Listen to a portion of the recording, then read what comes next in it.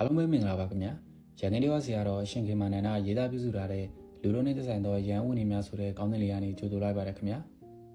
အားလုံးပဲစနေပြည့်ပြီဆိုရင်တော့စလိုက်ကြအောင်လားခင်ဗျာအရှင်ဘုရားတပည့်တော်ရှောက်တင်စရာလေးရှိလို့ပါဗျာတန်ဃာတော်များကြွလာတာကိုဒကာမကြီးများသပင်ဖြတ်နေပြီးပူဇော်တာအပြည့်ရှိပါသလားဗျာတချို့မျိုးတွေကိုဆရာတော်တန်ဃာတော်များကြွလာတဲ့အခါမှာဒကာမကြီးတွေကသပင်ဖြတ်နေပြီးတော့မှကြိုဆိုတာမျိုးတွေ့ဘူးပါတယ်ဗျာအဲ့ဒါရောကုသိုလ်ဖြစ်နိုင်မှာသလားဗျာ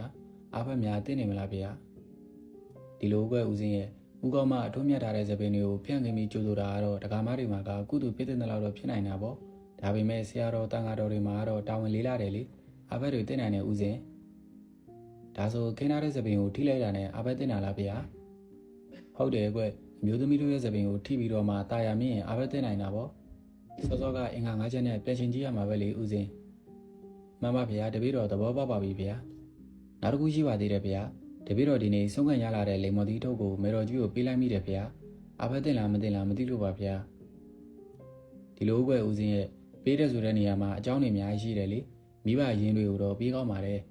ပေးကောင်းတဲ့သူကိုပေးလို့အားဖက်မသိမှာဘူးဒါပေမဲ့ပေးကောင်းတဲ့သူမဟုတ်ပဲပေးလိုက်မိရင်တော့ဒီမှာလဲအားဖက်ရှိတယ်ကွဘလို့အားဖက်ပါလဲဗျာဒီလိုကွဒကာမတွေကတရားတရားနဲ့လူလန်းထားတဲ့ပစ္စည်းကိုဖျို့ဖျဲပြည့်ရဆိုတဲ့သဘောတက်ရောက်တဲ့အတွက်ကြောင့်မို့အားဖက်တင်တယ်လေတရားတရားဝိနိပါဒတဲ့ဒုက္ခပဲတင်တာပေါ့ကွယ်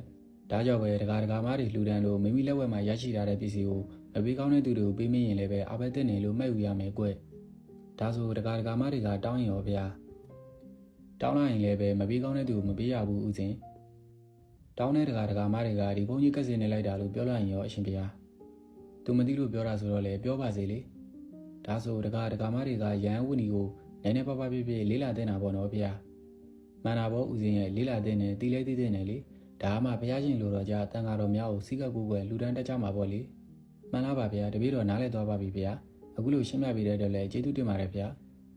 အဆုံးထိနားထောင်ပေးတဲ့အတွက်အားလုံးကိုကျေးဇူးတင်ပါတယ်ခင်ဗျာ